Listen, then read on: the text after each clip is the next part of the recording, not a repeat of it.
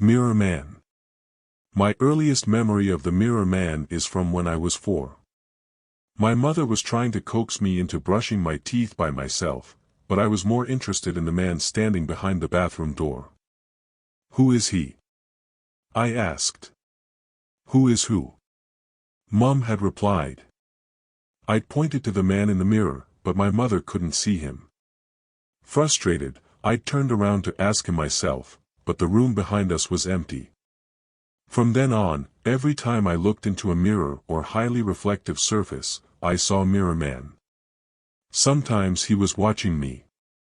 Sometimes, he was watching whoever was with me. Sometimes he wasn't looking at anything in particular, just swaying from side to side. He always stood in the darkest corner of the room and seemed to gather shadows about himself like a fog. I couldn't make out much about him except that he was tall.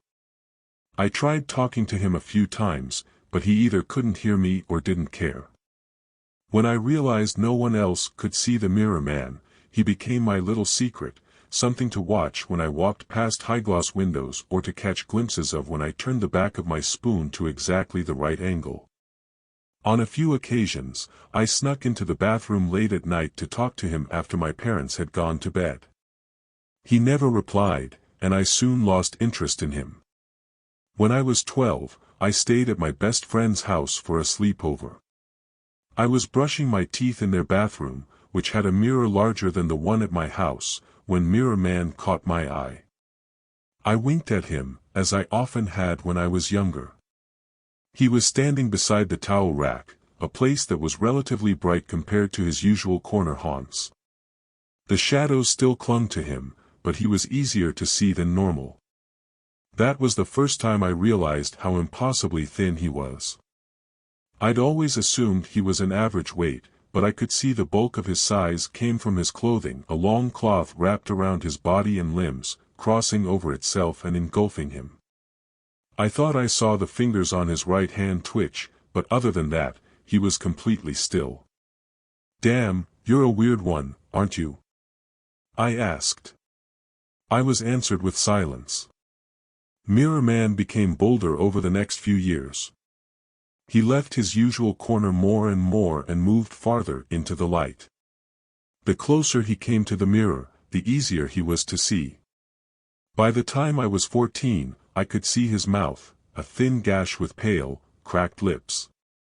Once or twice, I made silly faces at him, trying to get him to smile, but he never did. I was 16 when I started being able to see his hands clearly. He had long, bony, grasping fingers that occasionally twitched. It was the only movement I ever saw him make, except for his sporadic swaying. Not long after my 19th birthday, he began standing directly behind me, staring at my image in the mirror over my shoulder. This was close enough to let me see almost all of him. Only his eyes remained hidden in shadows. He had no hair, and his skin was dry, thin, and stretched tautly over his face. There were such sharp indents below his cheekbones that it looked as if someone had stitched a cloth over a skull. I graduated high school and left for college. Neither I nor my roommate cared enough about our appearance to replace our broken dorm mirror, and, to be honest, it was nice not to see Mirror Man hovering behind me every morning. I still caught glimpses of him in reflective glass doors and on the silverware, but he was easy to ignore. I graduated with good scores and a degree in IT. The industry was booming at the time, and I received a job offer from a startup a week after graduation. Even though the startup failed after 6 months, I made connections through it and managed to get a job at Synestic as their IT manager. I rented an apartment in a nice suburb just outside the city and, eventually, found myself a boyfriend. He moved in after a year of dating, and that's when things went wrong. Isaac liked to think of himself as a handyman and started renovating our apartment not long after moving in. One of the first things he added was a large wall mirror to the bathroom. "We don't need a mirror that big," I said when I saw it. Excuse you, but yes, we do." He pecked me on the nose as he strode by, and that was the end of the discussion. As close as I was to Isaac, I would never be close enough to tell him why I didn't like seeing my reflection. I'd gone 6 years with nothing larger a palm-sized mirror, and the sudden reappearance of Mirror Man was a shock. He no longer tried to hide himself in the shadows, but stood so close behind me that I should have been able to feel his cloth wrapping brushing against my arm. His eyes were finally visible. He had no pupils, and the irises were a vivid red. They were the only parts of him besides his hands that moved. His head held still, but his eyes kept flickering, glancing around the room for a second before fixing on me once again. Unlike the mirror at my mother's home, Isaac's installation was too large to allow me to avoid Mirror Man's stare. He was always watching. When Isaac brushed his teeth beside me at night, Mirror Man would stand between us, occasionally flicking his glance at my boyfriend before settling his eyes back on my face. It began to wear me down. When I was a child, Mirror Man had been a cool novelty, a private joke, something I'd winked at each night before bed. Now that I was an adult, his presence felt more and more like an invasion of my privacy and my home. I hated being watched while I showered. I hated seeing Mirror Man's dead red eyes and twitching hands when I washed my face at night, and I hated that he was there to greet me every morning. I hid my discomfort the best I could, though I'm sure Isaac noticed I sometimes skipped showers and brushed my teeth at the kitchen sink. Over that year, I was promoted twice at work, and we got a shelter cat. I was shocked one morning when our cat, Smucks, jumped onto the bathroom sink and fixed its eyes on Mirror Man. That was the first time I'd seen another creature react to my companion's presence, and it was both validating and disquieting. I watched Smucks watch Mirror Man, and, after a moment, Mirror Man's eyes flicked to the cat. The reaction was immediate. Smucks hissed and arched his back, and the fur on his tail puffed up. He held that pose for a second, then leapt to the floor and raced out of the room. Isaac found him hiding under our bed later that night, and I never saw him go into the bathroom again. By that point, I could see every detail of Mirror Man perfectly: the bleached gray wrappings, the blue veins that crawled across his bare head, and the flecks in his pupilless red eyes. He was swaying more, and his fingers were twitching almost constantly. Sometimes, I thought I saw his bloodless, cracked lips tremble. It ended on the morning of Saturday, the 18th of July. When I stepped out of the shower and looked in the mirror, I saw only my own reflection. That was the first time I could remember when Mirror Man hadn't been waiting for me. The glass was foggy from the hot shower, but there was no mistaking it: my stalker was gone. I couldn't believe it. I blinked and stared at my reflection, repeatedly scanning the shadows of the bathroom, feeling an exhilarated relief grow inside of me. Then I noticed a handprint left in the fog that had gathered on the glass. The mark had been made by someone with long fingers. I slowly turned to face the room. There, behind me, stood Mirror Man. Next story. Crypt. Part 1. My sleepy little town has a few noteworthy attractions. A novelty giant plastic banana sits just within the town limits, a sad attempt to lure families into stopping on their trips upstate. We host an annual carnival that boasts not one, but 2 hayrides. And now, according to Julie Hayes, we have a vampire in our graveyard.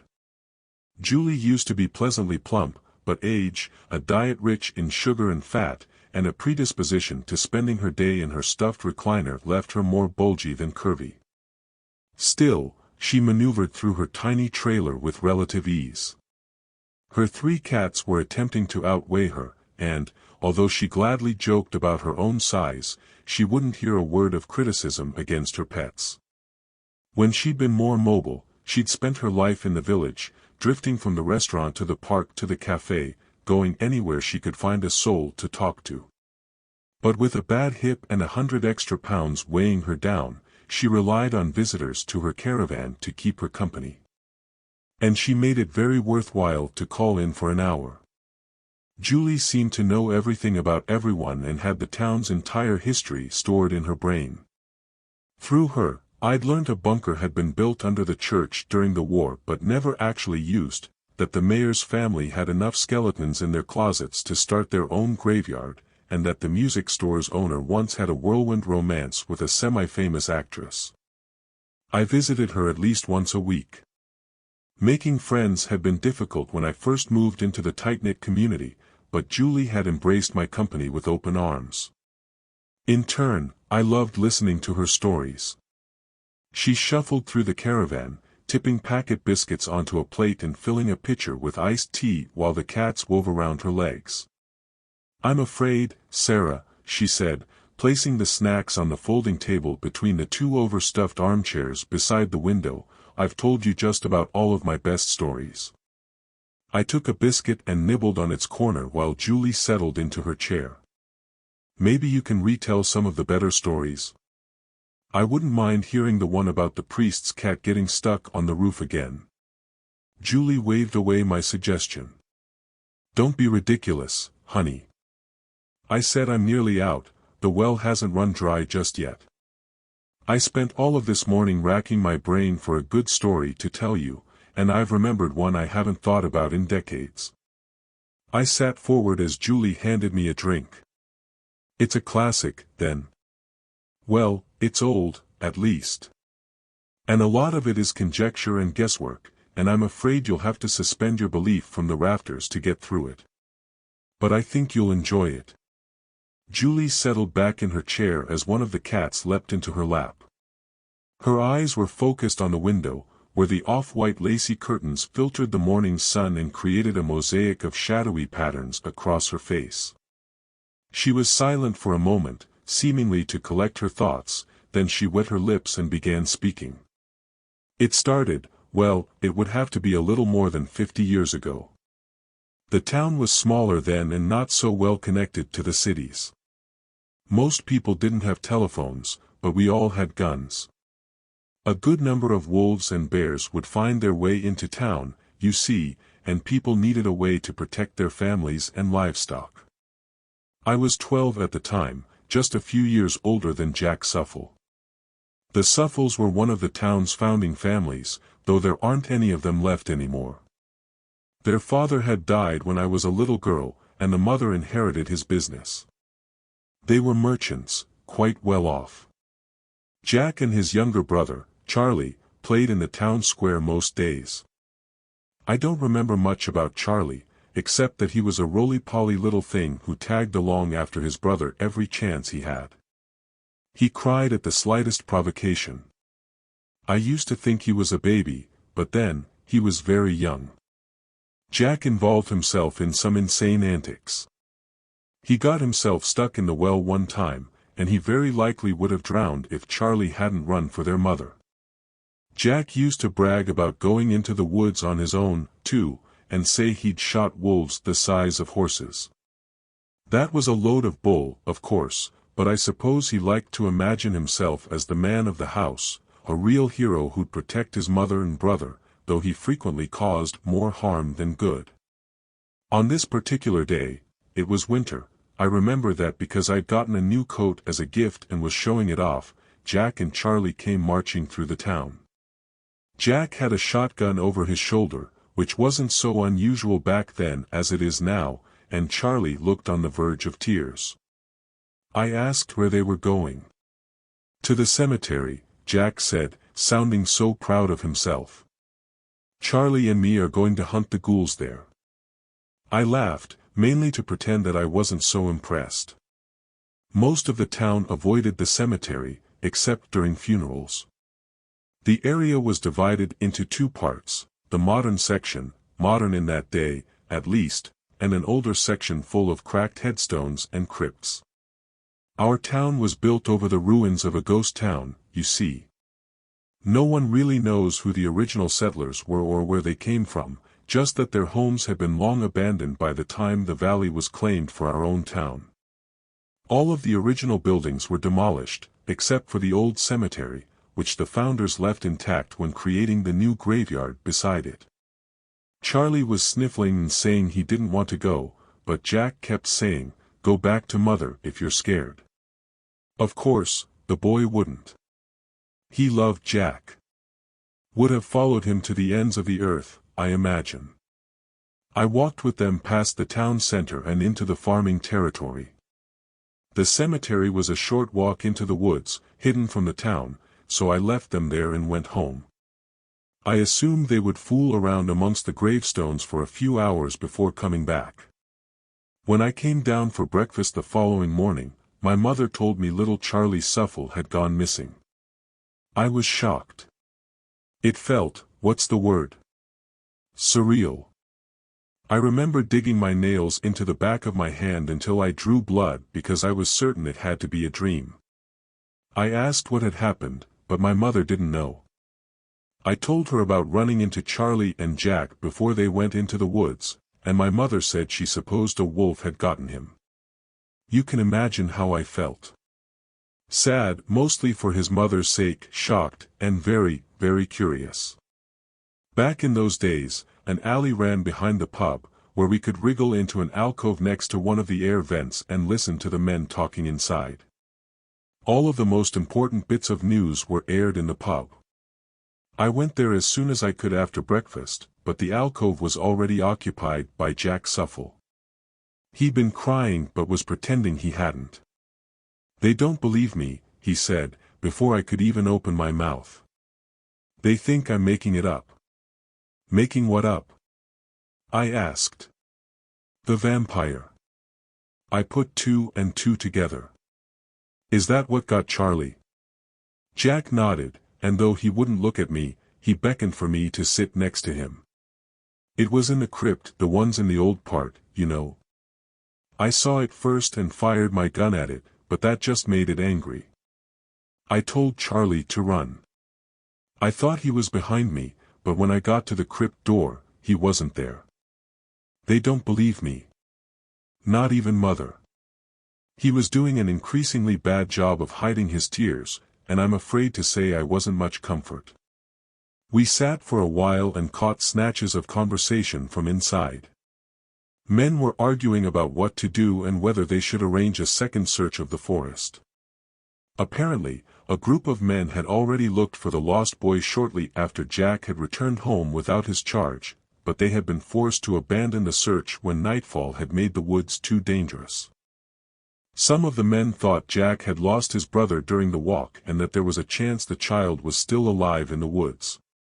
Others thought Jack may have accidentally killed him, maybe a slip of the gun or the child had fallen off a cliff and was too ashamed to tell the truth. A third faction was in favor of believing at least part of Jack's story and searching the graveyard. I left before the men reached a consensus, but from what I gathered in the following days, the third faction eventually won.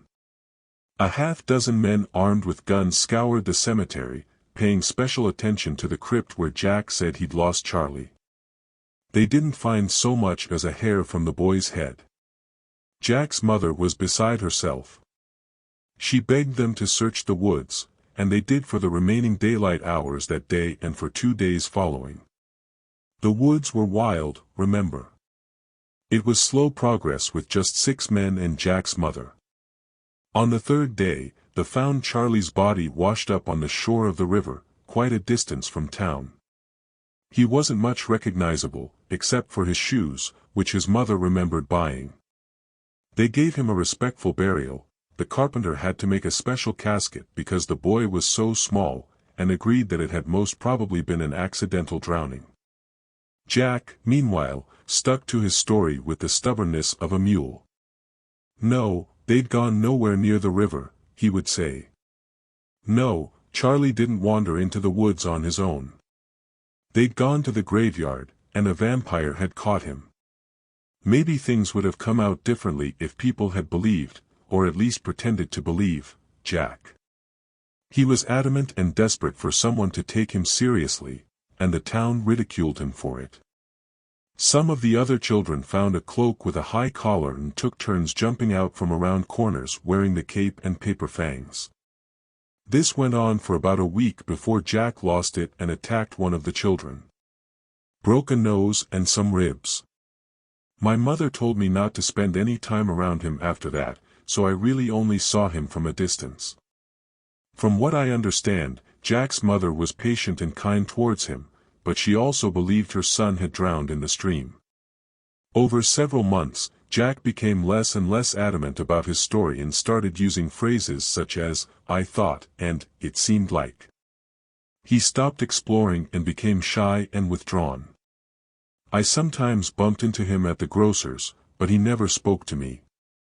By the time I was 19, I had almost completely forgotten about the entire ordeal. I was engaged to my husband, rest his soul, and eagerly looking forward my wedding the following month when Jack Suffel approached me. Since Charlie's death, the family had withdrawn from town social life. The mother, Mrs. Suffel, still ran her late husband's merchant business, but mostly by correspondence. I sometimes saw Jack in town, but he didn't seem to have friends. I just finished selling some of our hens' eggs to the grocer when I felt a tap on the shoulder. "Can we have a word?" Jack asked. I saw him so infrequently that it took me a second to remember his name. "Of course," I said, then followed him out of the store and to a quiet alley. Watching his feet, he wouldn't meet my eye. He kept opening and closing his mouth, and I was more than a little frustrated by the time he actually spoke. "You remember the day Charlie died?" he asked. "Yes," I said, scrambling to recall the details. "He drowned, hadn't he? Do you remember talking with me behind the pub?" Jack chanced a glance at my face. It was coming back to me quickly. "Oh, yes, you were upset because they wouldn't believe you. That's what I want to know. What did I tell them? What didn't they believe?" I was becoming uncomfortable, but I answered him regardless. "You said a vampire took Charlie." He let his breath out in a great whoosh, as though he'd been holding it for hours. Good. Good. That's what I remember. Good. I was starting to regret agreeing to talk to him, but I was too fascinated to stop myself from asking, "Didn't you remember?" He said, "Ha." But it wasn't a proper laugh, more of an imitation of emotion. "I thought I did, but Mother says, she thinks I made it up later. I just wanted to make sure I wasn't crazy. This has been hanging over me for so long. I think I need to confront it before I can move on, you know." I didn't really know. Still, I nodded to keep him happy. Jack gave me a tight smile, then abruptly walked away. That was the last time I saw him. His mother says he came home, took the gun off the wall, and left again. She didn't think anything of it, as he sometimes went out hunting when he'd finished his chores. A few of the farmers say they saw him walking to the edge of the town by the road that led to the cemetery. He never came home.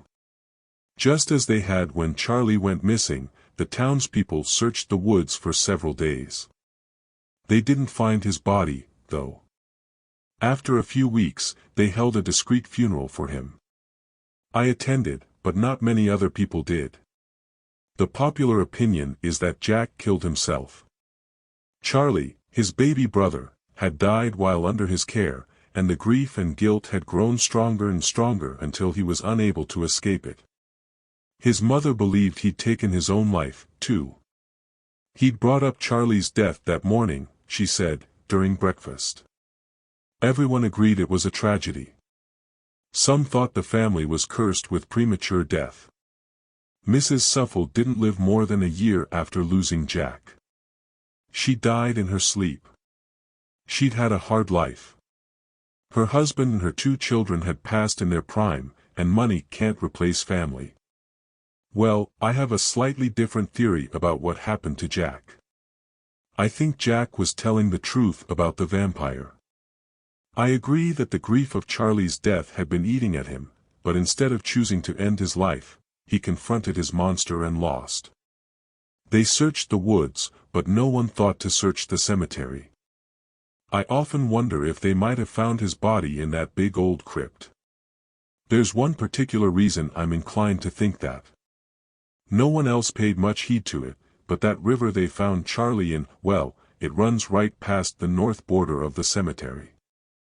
Yes, I think Charlie may have breathed his last in that crypt, then the monster dragged him to the river when it was done.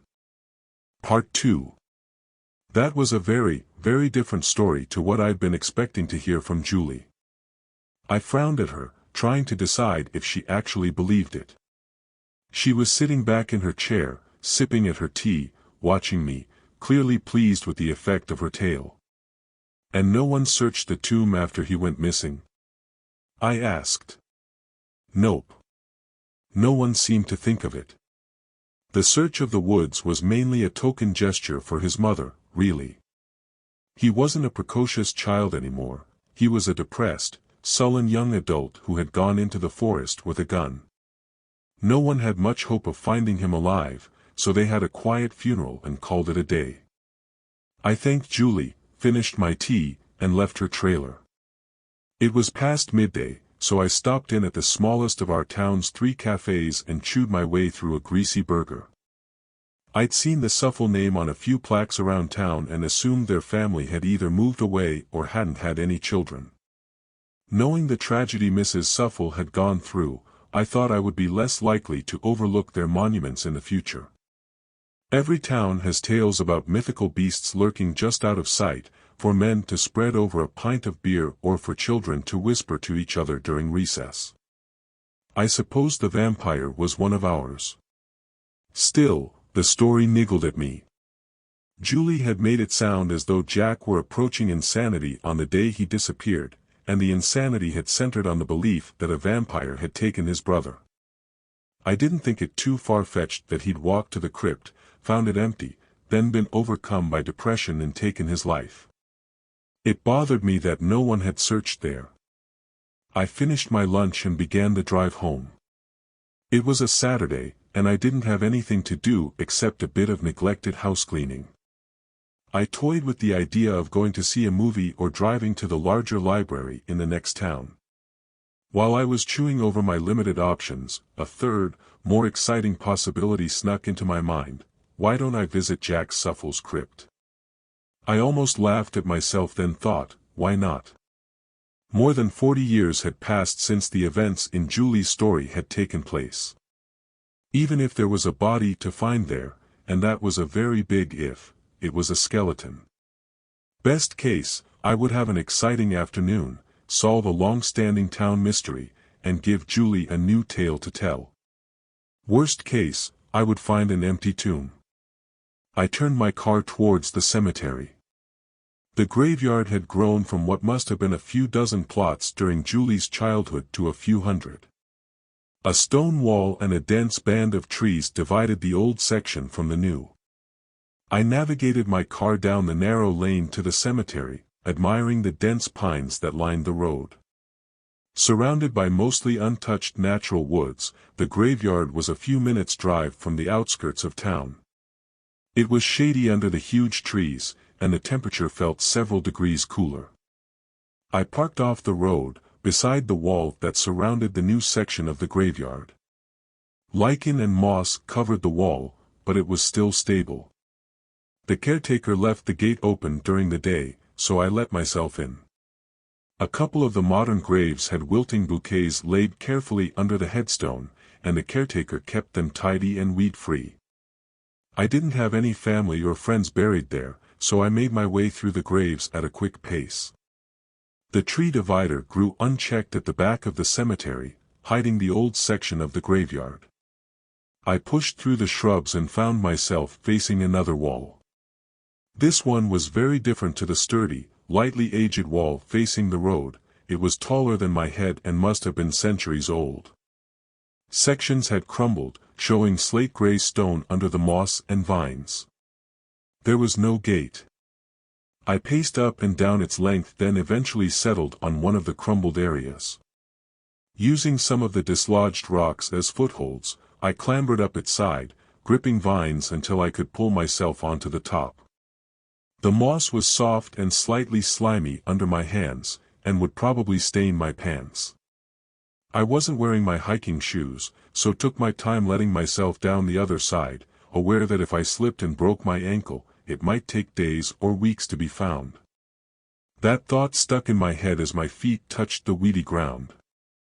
Could Jack have fallen and broken a leg? He'd probably gotten in the same way I had, and he would have been hampered by his gun. I walked up and down the inside of the wall, looking for clothes or bones that might tell the story of a man's last miserable days on earth, but I found nothing. That was a relief, at least. It would be a horrible way to go. The old half of the graveyard hadn't been touched in decades. Dry weeds grew up to my waist in sections, and almost all of the headstones were collapsed or overgrown. Gothic statue, some of angels, some of humans, and a few that seemed to depict monsters, sprouted from the underbrush. Julie had said the graveyard had already been there when the town was settled. I hadn't thought much about it at the time, but as I wandered amongst the last records of past souls, I became aware of how strange it was that a town with nearly 100 graves could have been so thoroughly forgotten. I pushed the weeds away from one of the unbroken headstones and tried to make out the worn-down inscription. Elizabeth Claiborne, beloved mother and wife. May her soul find rest. Insects scurried out of the weeds and began climbing up my arms. I flicked them off with a shudder and moved farther into the cemetery. I found crypt from Julie's story near the back. Made entirely out of black stone, it was almost as big as Julie's caravan, but much less welcoming. Heavily weathered and a haven for weeds and spiderwebs, the doorway loomed out of the gloom like a tribute to Gothic masonry. The light penetrated no more than a few paces past the opening. I pulled my car keys out of my pocket and pressed the button on the small LED light attached. The light was laughably weak, but it was better than being blind. I walked through the archway and took 4 steps before the floor disappeared. I cried out and stumbled back, managing to catch my balance at the last moment. Shining my light at the floor showed the edge of a step, and I swallowed. What I'd assumed was the entire crypt was merely an entryway. The steps were slimy and damp, so I took them slowly and kept my free hand pressed to the wall. My eyes slowly began to adjust as I moved deeper into the tomb and the darkness thickened, and the LED light became more useful. The walls were smooth stone, carved carefully and blemish-free. Whoever had owned this crypt must have been either very wealthy or very important, or both. I counted 20 steps before the floor leveled out. I had been expecting a single room, but the steps ended in a hallway that extended to the left and the right. Leaves, dirt, and even a few animal bones littered the foot of the steps, and the musty, stale air pushed against my eardrums as though the pressure had doubled. I peered as far as I could down both pathways, but the light was too weak to see more than a few meters. I chose left. The path continued for 20 paces. Like the stairs, the walls were perfectly smooth. The leaves on the ground soon disappeared, leaving stone with a thin coating of dirt. The air was heavy, almost as dense as soup, and it clogged my throat. Before long, the path ended in another intersection. I thought I might have stumbled into a subterranean labyrinth, so I chose left again, so I could retrace my steps easily if the path kept splitting. The passageway ended, however, after a dozen steps, in a square room. The room was just a few meters wide. A raised dais took up most of the room, a carved stone coffin sat on top. Intricate runes were spaced around the lid, with words carved in the center. I approached it carefully and shone my light onto the inscription, Eleanor White, loving mother, compassionate friend, unlucky in marriage, may her sleep be eternal. The inscription felt unreasonably gloomy for someone's last resting place, but, I supposed, maybe her husband hadn't been liked. He would have been wealthy, possibly the wealthiest man in the town, to afford the below-ground temple. And, historically, the rich didn't always place well in popularity contests. I left the room and followed the pathway straight, down what would have been the right-hand turn from the main passageway. It ended in another room that had a dais, but no coffin. I gave the room a quick search, but there was nothing to see, just smooth stone walls and floor and an empty waist-height dais. The subterranean crypt was cold, and I pulled my jacket around myself more snugly as I retraced my steps into the main passageway and past the stairs to the outside. The leaves crunched under my feet for a dozen paces before the floor returned to being empty. I was becoming disoriented and dizzy. The thick air and the identical empty walls and floors were clouding my head and making it hard to think. The farther I walked, the more aware I became of a stench. The cloistering smell got down my throat and made me want to gag. It was musty, bitter, and dry, and it carried hints of organic decay. For a moment, I thought it might be the smell of Jack's corpse, but he would have turned to bones a long time ago. It was more likely that an animal had gotten into the cemetery and died in a corner of the crypt. Just as it had before, the path split. I chose left and soon found myself in a small room identical to the first, where a stone coffin rested atop a dais. I leaned over the coffin's lid, careful not to disturb the layer of dust, and read the inscription. Christopher White, taken in his infancy. His mother loved him. I turned, casting my light around the room in case I'd missed something, but it was completely empty except for the coffin and a dead beetle in one corner. The smell was only slightly better than it had been in the passageway, which meant its source had to be in the remaining unexplored room. I returned to the passageway and continued on straight. In the final hallway, I found the first signs of imperfection in the walls. If everything else hadn't been so eerily smooth, I would have missed it, but the hollow caught my eye as soon as the LED light fell over it. The small indent was the width of my finger, and something shiny and silver was inside, a bullet. So, Jack was here after all, but which trip did this lodged round belong to? When Jack came with Charlie, had he accidentally shot his brother after all? Or had the second visit been the last expedition of his life? I could see the entrance to the final room ahead.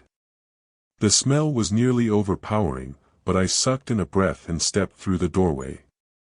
It was simultaneously very similar and very different to the previous rooms. It was the same size and made of the same stone, but the walls were pocked with nearly a dozen holes. What was he firing at? The coffin on the dais was not intact. The stone lid lay on the floor, cracked in 3 places. Dust had gathered over the toppled lid. The coffin must have been opened for a long time. I couldn't see inside. I'd come to the old graveyard with the specific goal of finding a skeleton, but faced with the possibility of actually seeing one, all I could think of was leaving the tomb and running to my car without looking back. Don't be a coward. It's just bones. I approached the lip of the stone box, my heart hammering and the hairs over my arms standing on end. Images flashed through my mind, a twisted corpse, its clothes in rags, scraps of dried skin still stuck to the bleached white bone.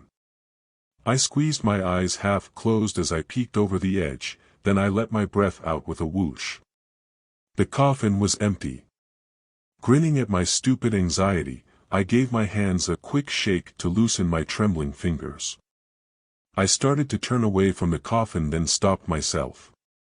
It wasn't completely empty after all. As I'd turned, my light had caught something pale in the corner of the box. It looked like paper. I reached in and plucked it out with 2 fingers. The sheet of yellowed, stiff, grainy parchment felt as though it could crumble in a strong breeze, so I unfolded it carefully. I squinted in the low light to read the black ink scrawled across the paper. By decree, I muttered to myself, trying to comprehend the challenging scrawl. On this day, the 14th of March, 1879, the White family is to be interred living in their tomb, for crimes against God and against their fellow people. The council has concluded that Lord Fitzwilliam White has contrived to bargain with the dark powers to grant his flesh immortality and take on the form of the vampire. We pray his entombment will grant the town reprieve from its suffering and that the White family may eventually find forgiveness in the next life. The paper was signed with 5 names, presumably the council that had written it. I shivered, feeling as though a cold wind had rushed through my clothes, and gently replaced the paper. The decree explained a few things, at least. Julie Hayes had said no one knew anything about the people who had lived there before the current town was founded. It was only an hour's drive from the next city, but the original town would have been much more isolated in 1879. It had probably been a pioneering town, settled too far away from other cities to receive supplies reliably. If it had fallen on hard times, possibly failed crops or an exceptionally harsh winter, it wasn't difficult to imagine the desperate townspeople had looked for someone to blame. Jokes would become rumors, and rumors would become truth. Drowning in stress, hunger, and grief, the suffering town could have easily turned into a Salem replica, except, instead of crying, witch, they had screamed vampire, as they carried Fitzwilliam White, his wife, and his child into the crypt. And they'd been buried alive. For a second, I imagined what it must have felt like to be pressed into the stone coffin, then watch as the unmovably heavy lid dropped into place, blocking out light and sound. I shivered again, crossing my arms over my chest, and pushed the thought out of my head. The human sacrifice hadn't done the town much good, anyway. It had still fallen, probably succumbing to disease, or starvation, or cold. The Whites' fate was horrible, but it might have actually been merciful compared to what their peers had endured as they struggled to survive in an unforgiving and hostile landscape. Another thought occurred to me then. I imagined two boys, one set on adventure and the other begging to go home, entering the tomb. Of course Jack Suffle would have looked into the open coffin. That sort of morbid mystery held an allure he would have found impossible to resist. He'd picked up the parchment and read it, and the word vampire had stuck in his mind. Then something had happened to little Charlie on the way home. Maybe the gun had gone off accidentally or the child had slipped into the river and drowned. Either way, Charlie had died, and Jack had been unable to save him. Grief, fear, and guilt had crawled into Jack as he ran for home, and his mind had created a coping mechanism. He'd built an alternate reality based on the most memorable part of the note he'd read. A vampire got Charlie. It wasn't my fault, I couldn't have saved him. It was a vampire. If he'd lived in modern times, Jack might have had a chance of being treated with therapy and counseling. Instead, he'd been ignored, ridiculed, and accused. The psychosis had taken hold, and as the years passed, it had deepened until he believed it too completely to be dissuaded. Of course, he'd returned to the tomb to confront the vampire he was convinced existed. But instead of fighting a fictional monster, he'd found the note in the empty coffin. It might have been enough to bring up the suppressed memories of what had actually happened that day, and so he'd walked into the woods, gun in hand, unable to tolerate the truth. The depressing narrative was pure speculation, of course, but it answered the mystery of Jack's obsession and disappearance. I turned towards the room's exit, thinking I might pay a second visit to Julie that afternoon so I could share my discovery. She would love to know the full story, though she would probably swear she'd never actually believed in the vampire either. As I swung my light towards the exit, it caught on something bright and reflective above the doorway. I turned my mini torch toward the shape, squinting to try to make it out. Two circles a little smaller than my palm hovered near the roof, shining like the reflective posts spaced along the side of the main highway. I frowned and turned my head to the side, trying to figure out what they were. They blinked. My back hit the edge of the coffin as I leapt away from the creature, heart in my throat. What is that? An owl. It dropped from its perch with a soft thud.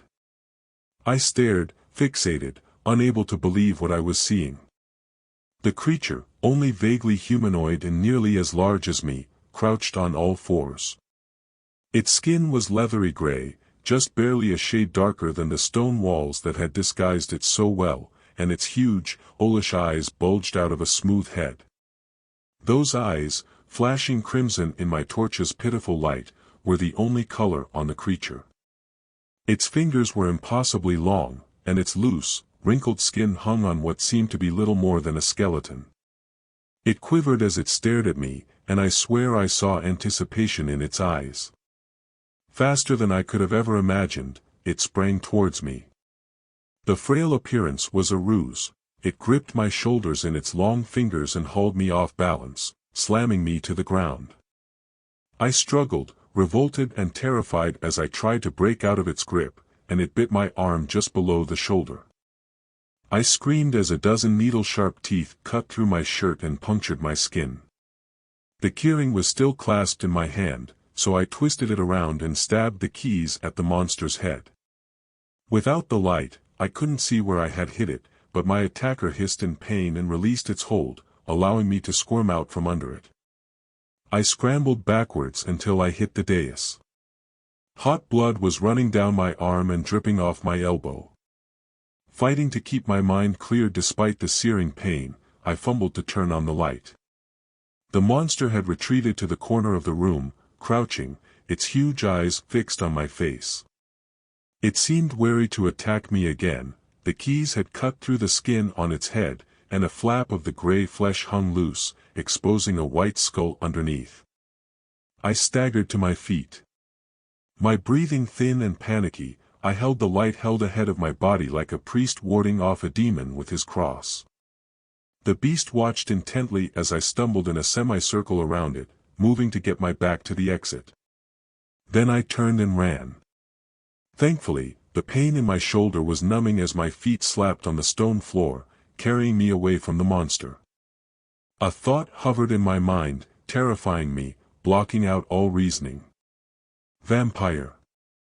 That was the vampire.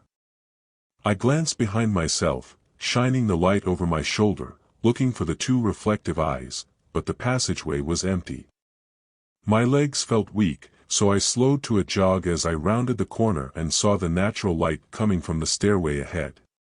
The pain had almost completely subsided, and in its place, a gentle heat spread from my shoulder, radiating through my body. My thundering heart slowed, my hands stopped shaking, and I reduced my jog to a walk. There's actually nothing to worry about, I realized as my feet crunched the leaves littering the hallway. Yes, it was a vampire, but so what? Why did I let it scare me so badly? I felt tired and a little bit drunk as I reached the stairway and began to climb. My bleeding shoulder felt pleasantly warm, and my mind was going fuzzy. I thought I heard dragging footsteps from behind me, but they didn't matter anymore. I need to rest for a bit, I decided as I lurched onto the fourth step. I had a shock, and I'm tired, but a little rest would do me good. Just for a moment. The dragging sounds behind me grew louder. They were comforting, like the ocean lapping at a white sand beach.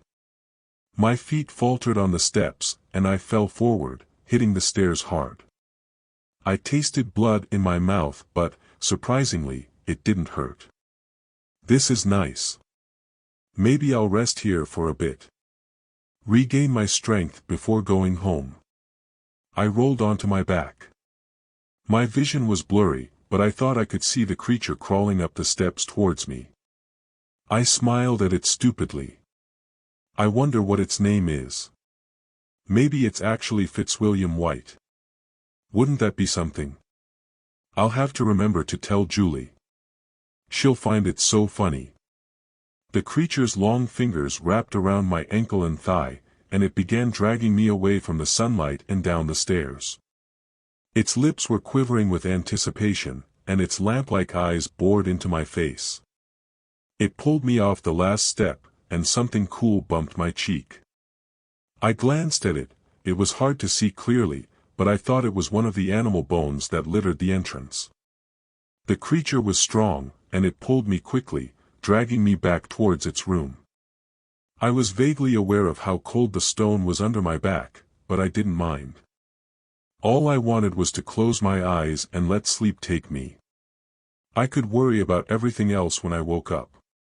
The motion stopped. We were back in Fitzwilliam's room. I still held the torch loosely in one hand, and it gave enough diffused light to let me see the broken coffin to my right. The creature circled me twice, inhaling deeply through the slits of his nose, then nestled his face into the crook of my neck. He bit me again. I was pleased it didn't hurt at all this time, and I turned my head to give him better access as he lapped at the blood that flowed freely. I wonder if he'll let me float down the river when he's done. I thought sluggishly, as the blood drained from my body and flowed into the creature's swelling, faintly translucent stomach. Either way, I'll have to remember to tell Julie about this. She'll enjoy it so much. I smiled to myself as I let my head loll to the other side. There, in the corner of the room, only visible once my discarded light fell directly onto it, was a small pile of bones. Femurs, ribs, and a cracked skull lay in a haphazard pile, throwing twisted shadows over the wall behind them.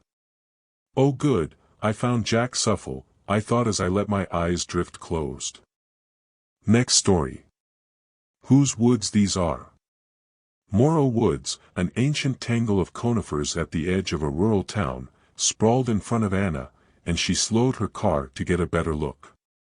She hadn't seen the forest in over a decade, but, amazingly, it was almost exactly how she remembered it.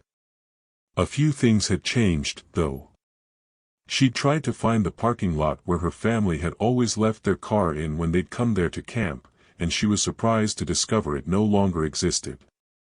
A gate blocked her access to a weedy field that had once been a dirt patch studded with markers.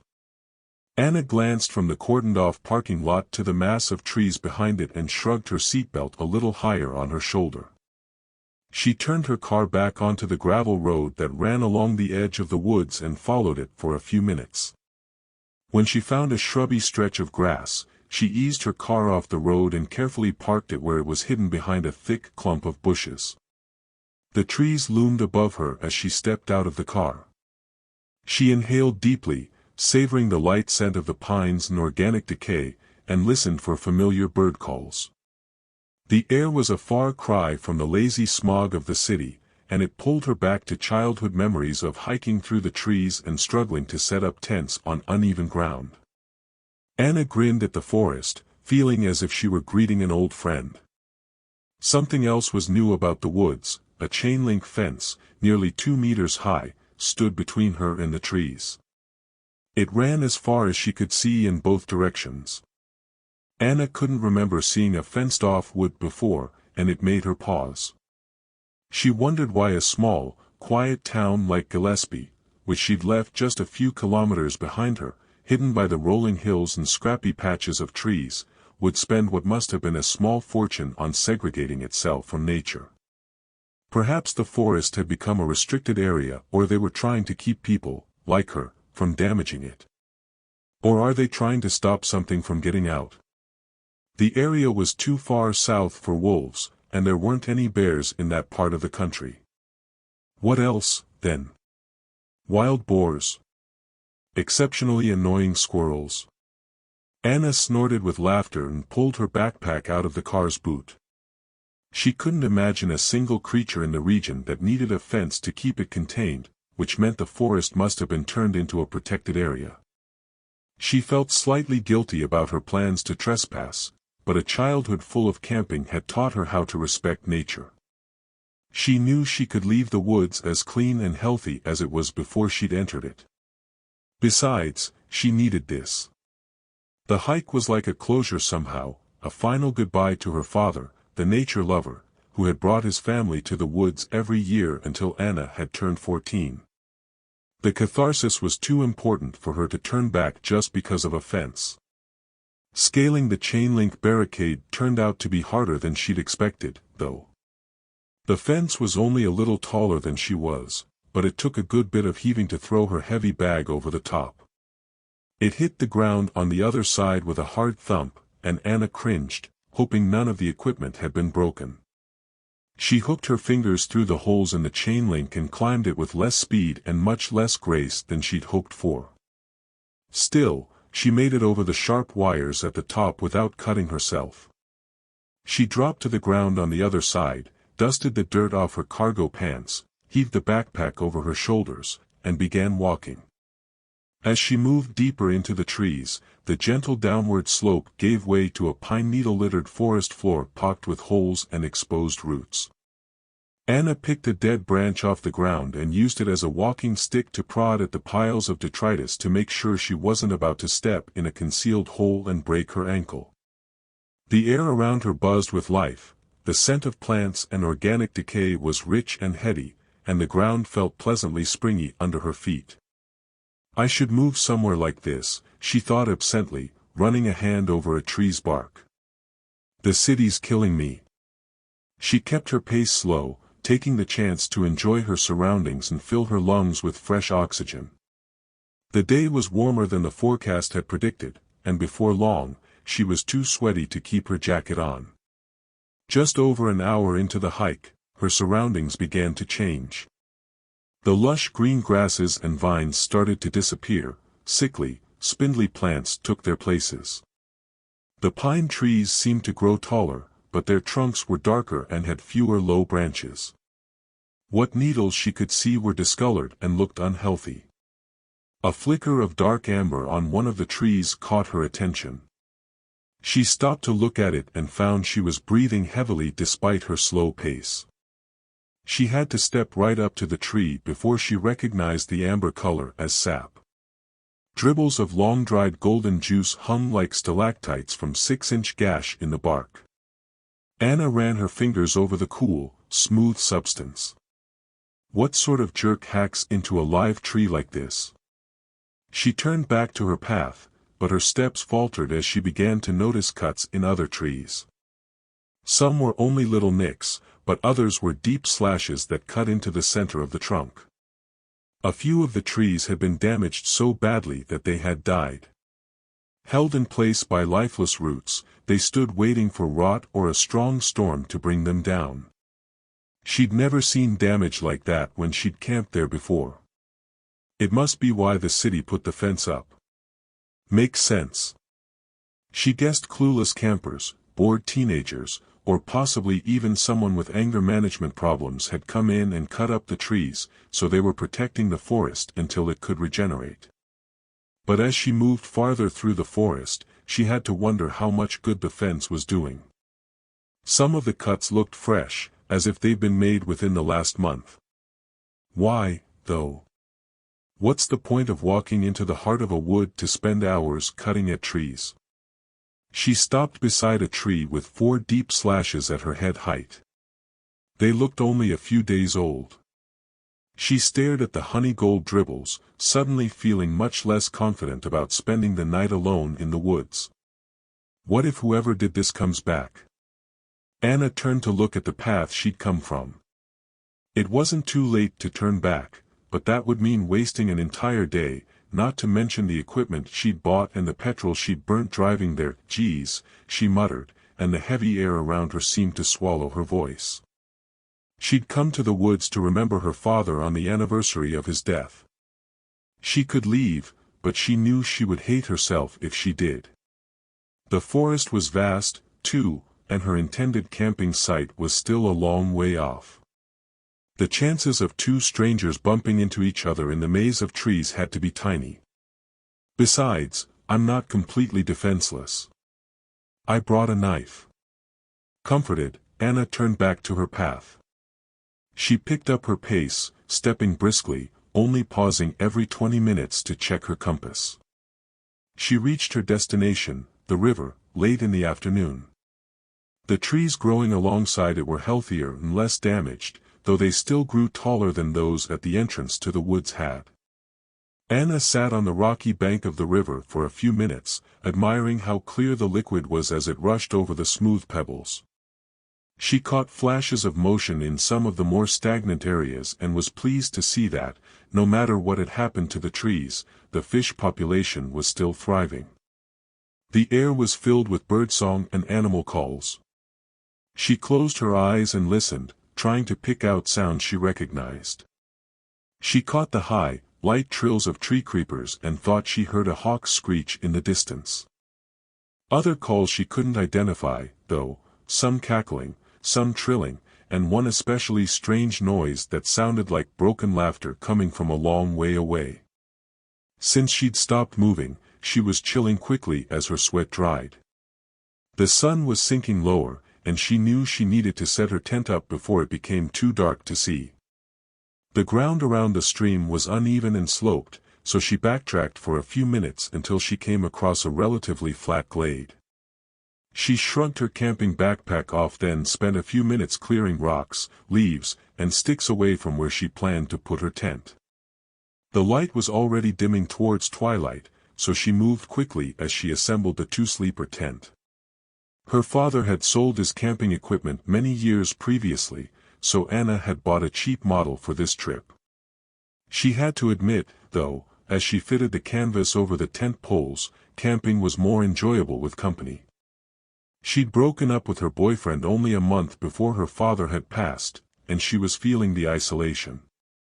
Still, she muttered, forcing a metal peg into the soft ground with her hands, "It's nice not to have to argue about what we eat." Her parents had never agreed on what food to bring. Her father would have wanted sausages, steaks, onion, and eggs, all fried over the fire. Her mother, practical and cautious, had always insisted that meat was not safe to consume after spending the day in a warm backpack, and suggested sandwiches and tinned food instead. As an adult, Anna tended to side more with her mother. The last place anyone wanted to get food poisoning was in the middle of the woods. Still, they'd eaten dubious sausages and steaks for 10 years' worth of camping trips without any disasters, and because her visit was a testament to her father, she'd brought a pack of sausages wrapped in a small cooling pack. Anna finished setting up the tent in good time. The ground wasn't firm enough for the pegs to anchor it properly, so she placed some largish, clean rocks inside each corner of the tarp base. She kicked and scraped the dead pine needles away from an area in front of her tent, creating a large circle of exposed dirt. A quick search turned up several more rocks, which she built into a ring to protect and contain her fire. She needed to have water nearby before she lit it, so Anna pulled one of the larger pots out of her backpack and walked to the stream. The sun was halfway set, and the twilight played strange tricks on her eyes, blending trees with shadows. As she neared the stream, she once again heard the strange noise that sounded like wild laughter. She stopped short. The sound was much closer than it had been before, and seemed too deep to belong to a bird. An animal, maybe. The sound broke off, and Anna strained to hear it again. The atmosphere seemed different, somehow, and she realized that all other sounds, birds, animals, and even the insects had quieted following the strange call, leaving only the rustling of the trees. The skin on her arms prickled into goosebumps. Suddenly wanting a fire more than anything else, she broke into a jog. She was relieved to finally push through a patch of bushes and find herself at the bank of the river. A thinner canopy above her allowed more of the waning sunlight through, and Anna paused to soak it up for a moment before kneeling beside the running water and dunking the pot into it. The fish were gone, probably hidden somewhere to sleep for the night. Anna stood slowly as the strangest sensation crept over her. She felt as though she were being scrutinized, as if her every movement were being followed. Anna lived in the city, where there were eyes everywhere. At any minute she could have a half-dozen gazes her, but she'd never before felt watched like she did at that moment. "You're in a forest. There's no one here." She turned in a slow circle, pot clasped in both hands, as she scanned the woods around her. "It's so quiet. Even the trees seem to be holding their breath." Then the wind changed direction, and a strong, foul musk invaded her nose. Anna gagged and water sloshed over the lip of her pot. It was unlike anything she'd smelt before. It reminded her of rotten eggs and decaying meat, with a bitter, metallic undertone. She didn't wait any longer, but began jogging up the incline towards her tent. Water spilled out of the pot and soaked her pants and hiking shoes, but she didn't slow down. By the time she reached her camp, she could no longer smell the odor, but it hung in her mind like a fly she couldn't swat away. "No wonder they built a fence," she muttered, setting her half-full pot beside her tent and rubbing at her nose. "I would, too, if it kept me from smelling that." Anna chuckled to herself, then kicked off her wet shoes and crawled into the tent. She opened the backpack and rifled through it until she found her comfy sneakers. They were no good for hiking. She brought them to wear at night while she sat by the fire, but they would do well enough until her hiking shoes dried. She climbed out of her tent and began gathering dry firewood. The sun was almost completely set, so she searched by feel more than sight. She'd badly underestimated how long setting up the tent and the fire pit would take, probably because last time she'd been camping, she'd had 2 parents to help. She put a small stack of fire starters in the center of the pit, then stacked dry pine needles and small sticks on top. She lit them and sat to watch as the flames licked over and eventually caught onto the wood. Once the kindling had caught, she put a few larger pieces of wood on top and began pulling food and a frying pan out of her backpack. The day's walk had drained her, and she almost settled on eating tinned fruit for dinner, but she knew her father would have been disappointed. "If you're going camping, you'd better do it properly," he'd once said while he poked at the sizzling sausages and her mother darly buttered bread. "This is for you, Dad," Anna said, putting 2 of the sausages in the pan and setting it over the growing flames. She'd never felt so lonely. The air chilled rapidly as night overtook the woods, and Anna pulled on her spare jackets.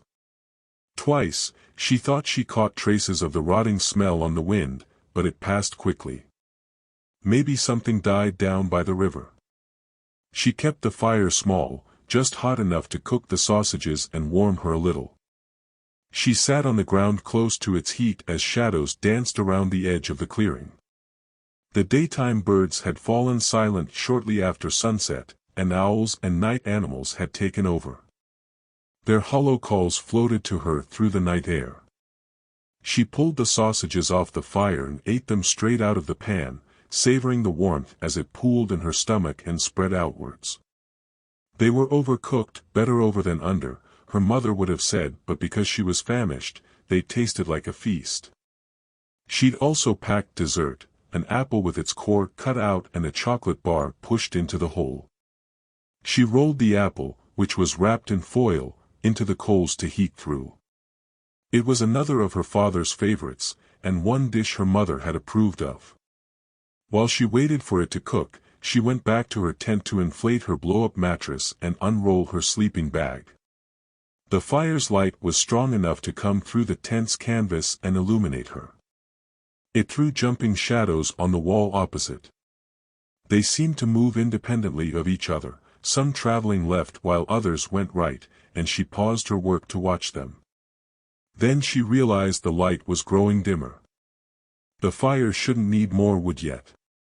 She'd put 2 branches on it only a few minutes previously, but as she turned around to look at it, the campfire went out with a harsh sizzle, plunging the tent into darkness. Anna's heart leapt into her throat as she stayed still, listening. The woods outside were perfectly silent.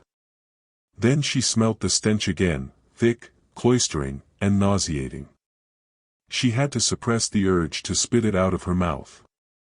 Fear spiked through her, and she scrambled for the torch in her backpack. The pine trees were too thick to let any more than a few scraps of moonlight through, leaving her nearly blind, and she struggled to find the torch among the spare clothes, blankets, maps, and cutlery. She finally found it in a side pocket and turned it on with shaking hands, holding it like a sword in front of her body as she advanced out of the tent. The air felt colder than it had before, as though the temperature had dropped 5 degrees in the 2 minutes she'd been inside. Her breath misted in front of her face, and her nose started to burn from drawing in the chilled air. She stopped just outside the tent and roved her torch in a semicircle, searching for movement.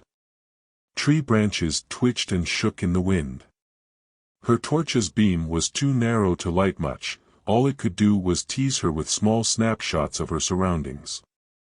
She moved towards the fire. It was completely dead, there weren't even any coals left. Anna pressed a shaking finger to one of the logs. It was still warm, but not hot, and felt slightly damp. Unnerved, she pulled away from the dead fire and swung her light across the border of the glade again. What could make the coals wet? The answer came to her quickly.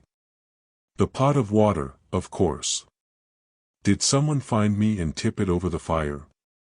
She turned to where she'd left the pot beside the tent. Chills crawled up her spine as she dipped a finger over the rim and found it was still filled with water. Then what? The sickly, thick smell still permeated the air, though it seemed to be lessening. Anna rotated slowly, trying to hold the light steady as she searched the trees. She knew she had only two options: pack up and hike out of the woods as quickly as possible or stay the night. It wasn't much of a choice. The hike alone was 5 hours, never mind the time it would take to pack her equipment, and she would be much, much slower in the pitch black. By the time she left the woods, it would be dawn or close to it, and she wasn't sure she had the energy to stay alert and conscious of her surroundings until then. Looks like we'll be spending the night here. Anna shivered and retreated into her tent, zipping it closed behind herself. She pulled her knife out of her bag and sat for a long time, too scared to sleep, gripping the torch in one hand and the knife in the other. Eventually, exhaustion dampened the anxiety enough to let her crawl into the sleeping bag and close her eyes, but she kept a firm grip on the knife just in case. Her last thoughts were about the smell, which was almost gone, and the calls of an owl perched somewhere above her tent. She dreamed about the last time her father had brought them camping to Morrow Woods, when she'd been 14 years old. They'd stopped at the town that bordered the forest to pick up a few last-minute supplies. Her father had gone to see if he could find a more up-to-date map of the woods, while she and her mother bought fresh bread, a small square of butter, and a tub of live bait for fishing in the river. Her father was gone for a long time, and when he came back, he looked older, somehow. He'd pulled Anna's mother off to one side and talked to her in a hurried, hushed tone. When he turned back to Anna, he put on one of the most forced smiles she'd ever seen.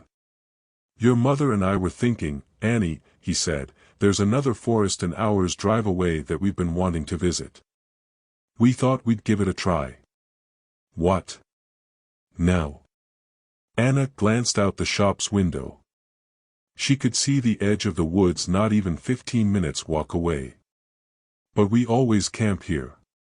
Her father just laughed and ushered her back into the car, then drove them to the smaller, tamer pine forest he'd mentioned. It had been nowhere near as pretty as Morrow Woods was, and Anna hadn't been able to understand why he'd wanted to visit it so badly all of a sudden. Anna woke up with a start. It was still dark. The torch illuminated the inside of the tent, turning it into a small, golden cave. The smell was back, saturating the air. She held still, wrapped in her sleeping bag, knife clasped in one hand and torch in the other, listening hard. She thought she could hear breathing, but it was so well disguised by the rustling trees that she couldn't be sure. Then the sound from the day before split the silence. A twisted, broken, wailing laugh came from just outside the tent's entrance. Anna bit the inside of her cheek to keep herself from crying out as the laugh cut off abruptly and silence rushed in to fill the void. "Don't move," she thought as she tried to control her heavy breathing. "Don't let it hear you." The silence stretched out. An itch crawled across Anna's back, but she didn't dare move to scratch it. Sweat was drenching her clothes and beating on her forehead despite the cold, and she struggled to slow her thundering heart. Zzz. Anna jumped at the new noise but couldn't immediately tell where it was coming from. The source became horribly clear when she saw the zip at the tent's entrance was moving along its track, pulled by a force outside the tent, creating a gaping hole in her meager fort. The time for silence was over. Anna scrambled out of her sleeping bag, kicking at the thick, fluffy fabric when it got stuck over her feet, then scrambled backwards until she was pressed against the rear of the tent. Her sudden movement didn't disturb the zipper's progress. It glided in a smooth arc, and as the released part of the door began to flop out of the way, she caught a glimpse of the outside. She focused her torch on it, hoping to blind the intruder or at least see it, but whatever was unzipping her tent stayed out of view. She could see the trees, twitching and shivering, and even parts of her ruined fire, where the foil-wrapped, half-baked apple still sat in the blackened patch, winking at her like silver treasure. Zzz. The zipper hit the end of its runner, leaving the door wide open. Anna's hands were shaking too badly to hold the torch steady. It jittered over the opening but failed to show her the opener. "Who's there?" Anna called. She had never heard a silence as complete as what followed her voice. The trees had fallen still. The animals of the night seemed to hold their breaths. She heard no sound at all, not even the gentle tap of falling pine needles. The smell invaded her nose with each breath, turning her stomach and making her dizzy. She pressed herself against the back of the tent as she waited, her shaking hands pointing the torch and knife towards the tent's opening. Then claws, large and viciously sharp, plunged through the canvas at her back. One snagged her jacket, and she lurched free with a shriek. Carrying only the torch and the knife, Anna threw herself through the doorway and into the dark embrace of the night. At once, noise returned to the woods, swelling and growing in pitch as though the trees were exhausted from holding their breath. Birds, both those that belonged to the day and those that lived in the night, began to cry. Animals screamed. The wind, after holding still for so long, burst through the trees and brought down a shower of pine needles. The sound surrounded her, deafening her. She could barely hear her own gasping as she ran for the cover of the trees. Something large, dark, and fast was racing around the edge of the tent. It was moving too quickly for her eyes to fix on it, and she only got a vague impression of ragged clothing and brightly white teeth. As it ran it called to her, adding its hideous laughter to the noise of the woods. It, whatever it was, human, animal, or something else entirely, darted across her path. Anna was running too quickly to change direction or stop, so she raised the point of her knife and let her momentum force it into the creature's chest. Blood sprayed from where the blade pierced its flesh.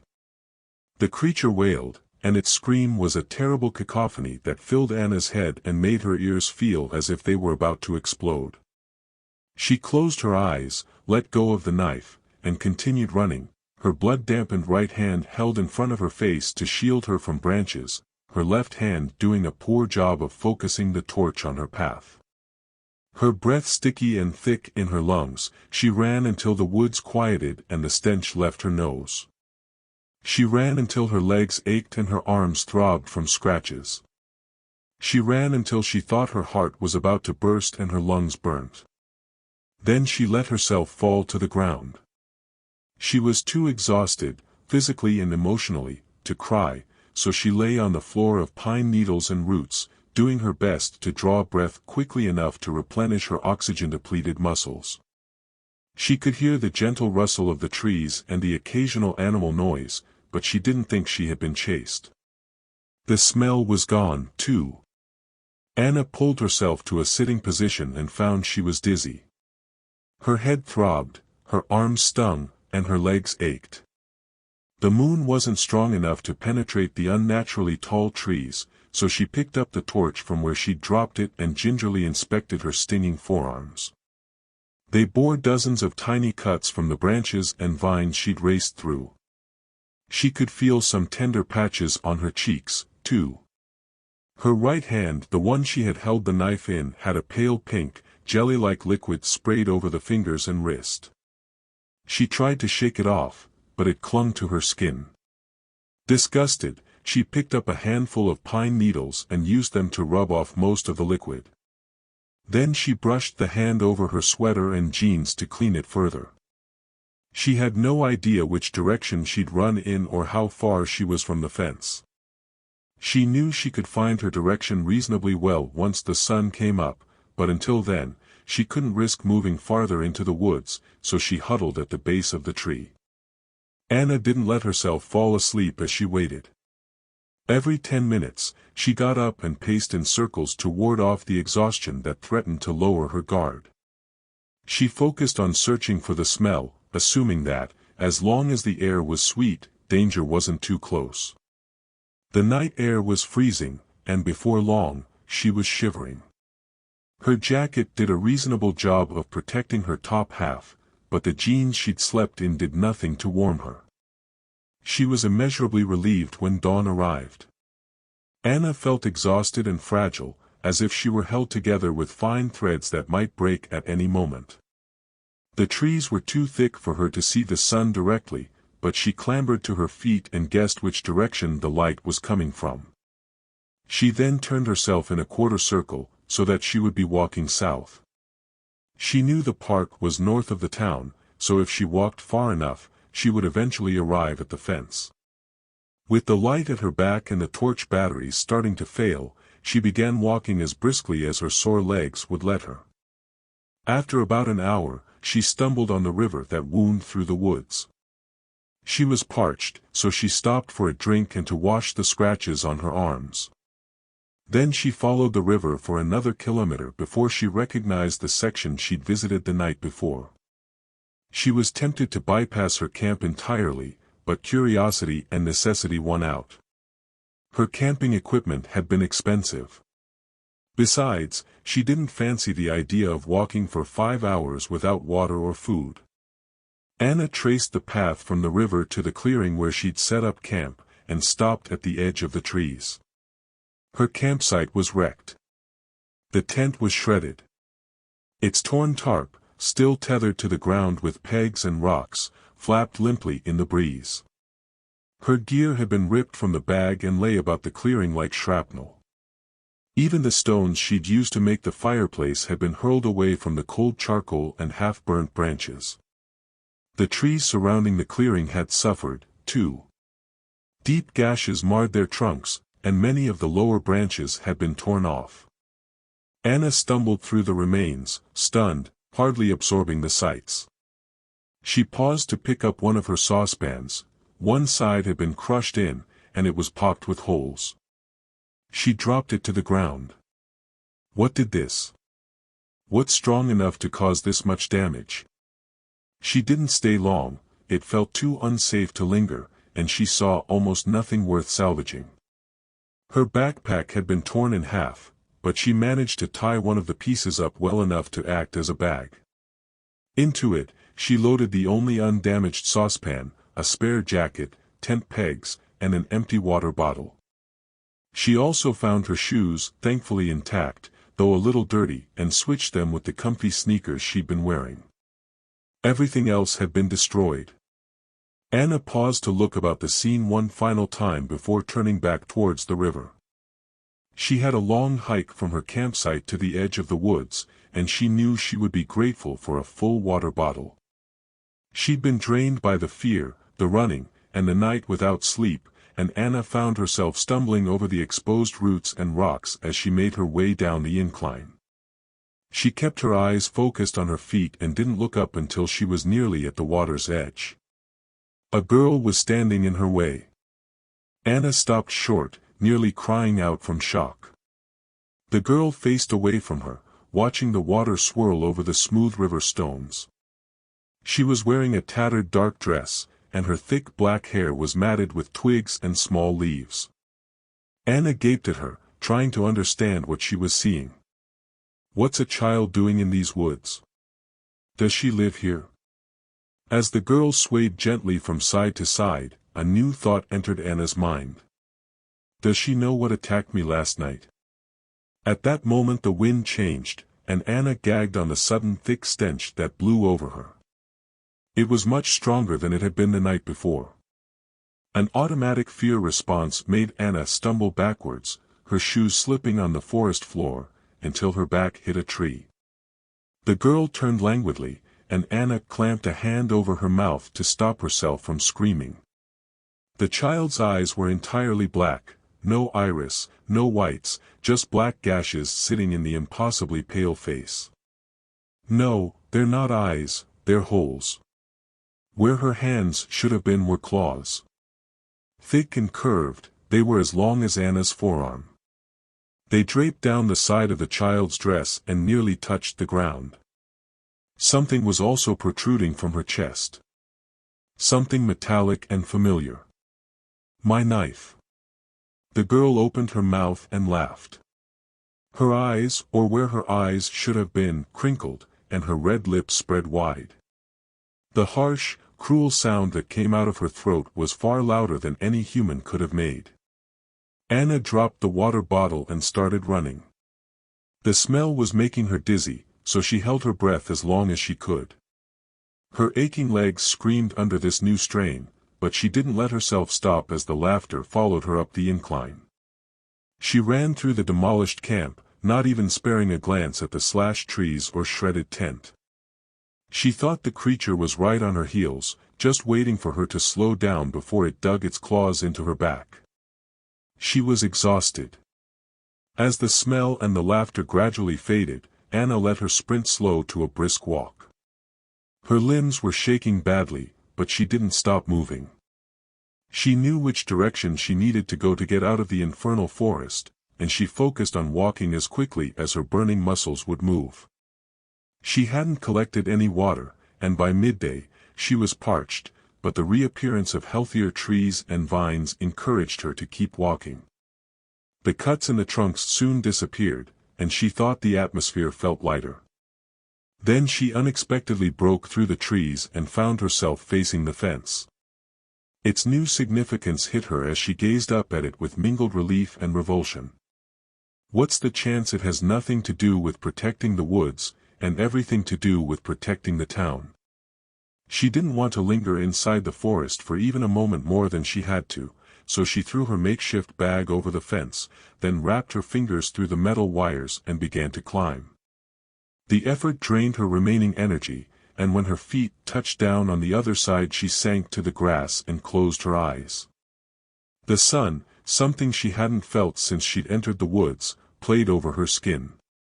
She smiled, then her smile turned into tears. She covered her face with her sweaty, dirty hands as the enormity of the events finally caught up to her. She didn't have long to rest, though. As she took a deep breath to clear her pounding head, she caught traces of the bitter, rotten scent she'd come to associate with danger. She sat up, her fear returning and feeding energy into her aching joints and weary bones. She scanned the edge of the woods but couldn't see anything. Still, she stood, feeling the blisters in her feet burn, and began walking again. She made a guess about which direction she'd left her car, and after 40 minutes, she found it, still hidden behind the bushes. She slid into the driver's seat with a sigh of immense gratitude. Anna was famished and thirsty, so she stopped by the town's small eatery. She must have looked ghastly. The patrons all stared at her with either curiosity or pity as she pulled herself onto the stool in front of the counter. The waitress, young and plump, with a short crop of black hair, eyed her cautiously. "You okay?" "Yeah," Anna said, rubbing at her raw eyes. She'd decided on a white lie during the drive into town. "Been backpacking. Couldn't find a hotel for last night. Can I get the biggest breakfast you sell and a jug of water?" "Oh, yeah." The girl's demeanor changed instantly as she motioned at the line cook. "Backpacking can sure do a number on you, eh? I went through England last year, and I stayed in a place with roaches everywhere and cold showers. I thought I was going to die." Anna laughed weakly, but her attention was focused on the progress of her breakfast on the grill. An aged grizzled man sitting next to her chuckled. "If I didn't know better, I would have thought you'd come out of the woods."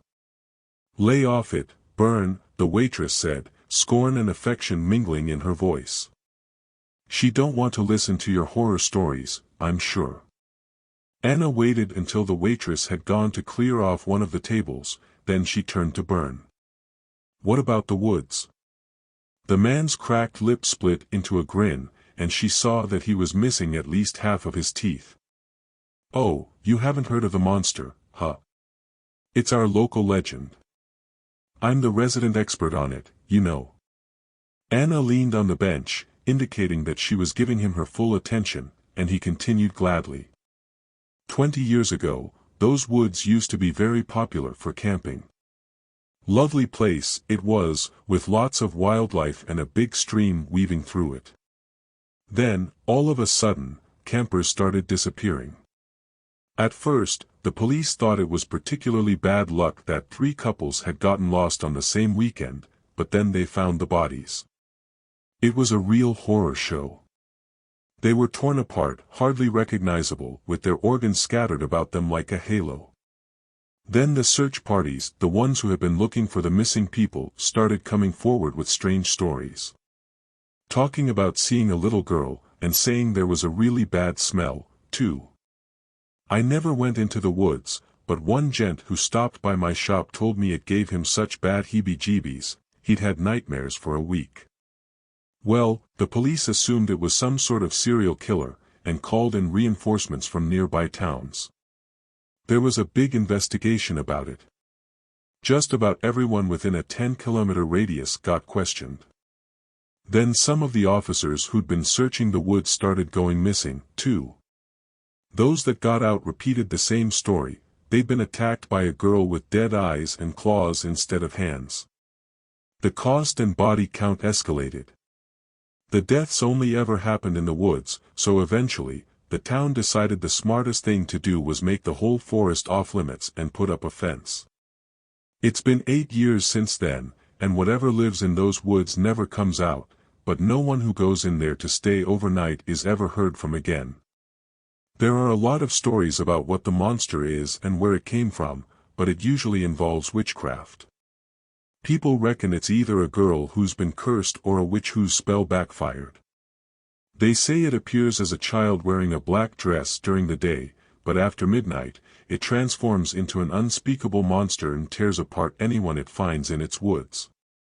Byrne finished his story and slurped at his coffee with a satisfied smile. Anna's plate of food had been placed in front of her, but she hadn't even noticed. After a moment of silence, she picked up the fork and began eating mechanically, hardly tasting the greasy food. Anna returned to her car, unlocked the driver's door, and slid into the seat. She set it into gear and began cruising out of town, her slow speed disguising how badly she wanted to escape from its grip and never see it again. Byrne's story sounded fantastical, impossible even, except that she had seen both the girl and the beast with her own eyes. She'd heard the laughter, smelt the overpowering odor, and looked into its ghost-white face. Byrne had said no one escaped from the monster's clutches if they stayed overnight. I got lucky. I had a weapon and used it at the right time. As she turned out of the town and onto the freeway, a strange smell filled the car. Anna froze, taking her foot off the accelerator and letting the car slow to a crawl before she dared raise her eyes to the rear vision mirror. The girl sat in the middle of the back seat, clawed hands draped in her lap, her wild hair framing her ghost-white face and empty eye holes. Her mouth spread into a brilliant smile at the cleverness of her trap. Anna's eyes met the place where the girl's should have been, and the girl broke into her terrible, consuming laughter as she lunged forward.